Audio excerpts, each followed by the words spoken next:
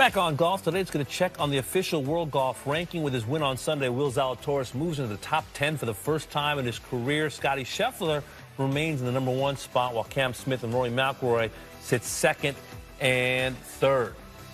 After years of planning, there is now a new official world golf ranking system in place. It was a project that began in 2018, and last week, the board of the OWGR announced that it is now a system that will change how many world ranking points are available at any event, as well as how many players receive points each week. So here's an outline of the specific changes. Official world golf ranking, the modified ranking system starts this week. All players have a strokes gained world rating based on their posted scores. The rating determines how many performance points a player brings to a tournament, and the points are summed to determine how many ranking points are available, and the winner will earn approximately 18% of the total, and everyone who makes the cut will get some level of points. Now, Rory McIlroy talked about the changes last week in Memphis. I like it because it ranks me number 1 on one ranking. I think that's really good. I like this new system. I think it's a more fair way to calculate who the best players in the world are. I think a lot of guys go on data golf and you see a sort of rolling average of strokes gained, and I think it's a better way to see who the best golfers in the world are right now.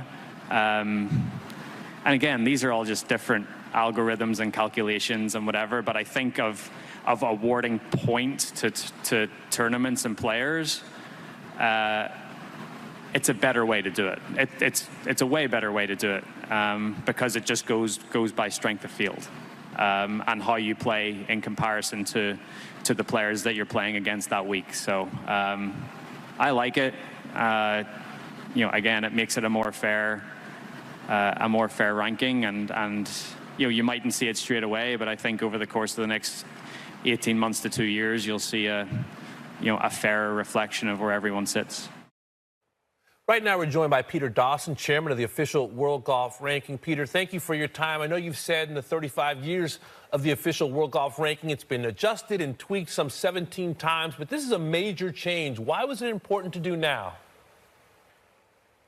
The timing of this is really a reflection, I think, of the growth of the rankings, which when it started back in the 1980s, there were only 6 tours involved, and now there's 23 tours around the world involved with players in the ranking. And back in 2018, the board took the view that with so much had changed in the world of golf that it was time to review how accurate the rankings were, how they were meeting our criteria of being transparent, credible, and accurate. And a major exercise was undertaken at that time, involving the help of many academics and sports analytics organizations. And 12 months ago, we announced these new changes. And the new changes are really designed to reflect modern statistical techniques, to reflect all the players in the field, not just the more successful players in determining the strength of the field or now the field rating, and to reach right down in the field to everyone who makes the cut to award world ranking points. So it's going deeper, it's covering more players, and it's more modern. And it's, as a result of all that, is also more accurate. Peter, some of the more arbitrary elements have been taken out of the ranking at this point, which includes the minimum number of points that tours could have assigned to a winner in the event of a weak field where it didn't reach that floor on its own, the flagship designation where a tour could, in a way, kind of inflate the value of a tournament that it didn't otherwise have.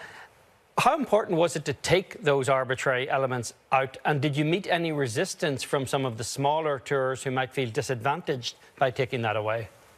Well, the mathematical analysis that was done by so many experts did detect that there was bias in the system that was caused by these discretionary elements, if you like, that were awarded to developmental tours, such as the tour minimum points, the flagship events that you just mentioned. And we came to the view that it's really not the job of the rankings to encourage pathways for players to get through and get on in the game. That's a matter for the tours themselves, and it's the job of the rankings to be as accurate as they possibly can be. The rankings board and everyone involved in the rankings, of course, encourages the development of pathways for players to get on and get ahead, but it's not specifically the role of the rankings to do that. And so we've taken some bias out of the rankings and made them again more accurate by taking these discretionary elements away. Peter, the rankings are still on a 2-year rolling cycle. How long will it take for us to see the full impact of these changes in the ranking? Well, we're not going back into time to change any history in the rankings. We're starting at, if you like, at today's level, and the new system will, over a 2-year period, and after the 2 years is finished, will reflect totally the new system, but it will be a hybrid of the old and the new over the coming 2 years. Peter, ahead of the Open Championship, Live Golf applied to be accredited by the official World Golf Ranking, asking that the players in the series to receive points. What is the timetable for that decision to be made? Well, there is no specific timetable. As you mentioned, Live Golf did apply for world ranking eligibility, that tour on the 6th of July. And it is going through our process of evaluation, and there's a toing and froing for more information and so on. And it will take as long as it takes. In the past, things have always taken quite some months, if not into more than a year. But that's not to say that'll happen this time. We'll just have to wait and see.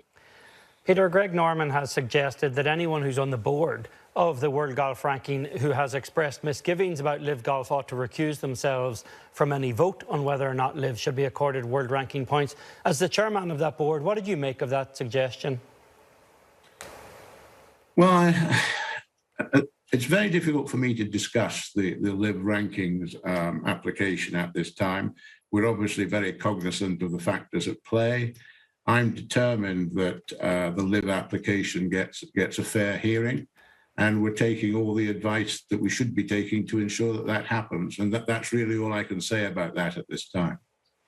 Peter, I know you're in a new role, but you are someone who once served as the chief executive of the R&A, one of the most important, if not the important, organization in this game. Are you concerned at all about the fracturing at the top of the professional game? Well, it's not nice to see, I have to say, but that role for me is long in the past in the R&A. I retired in 2015 from that. My role now is to ensure that the world rankings, the official World Golf Ranking, is accurate, is credible, and that's what I'm putting my mind to. I can't really comment further than that. It wouldn't be right for me to do so. Peter, to what extent were you discussing with individual players through this ranking change process in terms of what you were going to arrive at as the final solution? I know all of the tours have a voice at board level and below that. To what extent were players consulted at all? Well, players, as I understand it, were consulted by their respective tours about all of this, not by the very small world ranking staff that we have, but by the tour representatives and their staffs. And I think some tours did that quite extensively, and others perhaps not quite so much. But there should be no surprises in what's come about. We did announce it 12 months ago, and it was discussed in many quarters running up to that announcement. So I don't think there should be any surprises. Well, it's a new day for the official World Golf Ranking. Peter, it's always good to see you and spend some time. Thanks so much for your time on this Monday. We hope to catch up with you again soon. Thank you so much. Always good to see you. I like the changes, I have to say. Every player bringing a strokes gained world rating into the tournament. Every player who makes the cut gets points. What are your thoughts on what you heard from Peter? I'm a big fan of the changes as well, because what should be a straightforward statistical process had become a political process, with tours kind of artificially inflating the value of tournaments and fields that they were not quite entitled to over the years. And this leaves no hiding place. And we've seen hiding places in the world rankings over the years. Jumbo Ozaki was, at the age of 51, still in the top 10 in the world as late as 1998, a decade removed from his last top 10 finish in a major, because he seldom competed outside of Japan, where he was treated like a god. And you can't do that anymore. And that's why it's also particularly problematic, the new ranking system, which is the end of a 4-year process. But it's particularly problematic for players on the Live Golf Tour because you are now measured against the people you are playing. The strength of field matters. And if those people that you are competing against are not ranked particularly high, then there aren't going to be that many points at stake for even the winner of a tournament. And that's problematic for people on a lot of tours who aren't going to get a kind of robust competition out there. But it's particularly problematic if you're Greg Norman right now. Interesting to me that Peter's successor, Martin Slumbers, minced no words when it came to no free lunch in terms of what's going on at the highest reaches of the professional game. When I went there, I thought it was important that we asked him about the fracturing at the top of the game. He said, it's not what you want to see, but he's no longer in that role.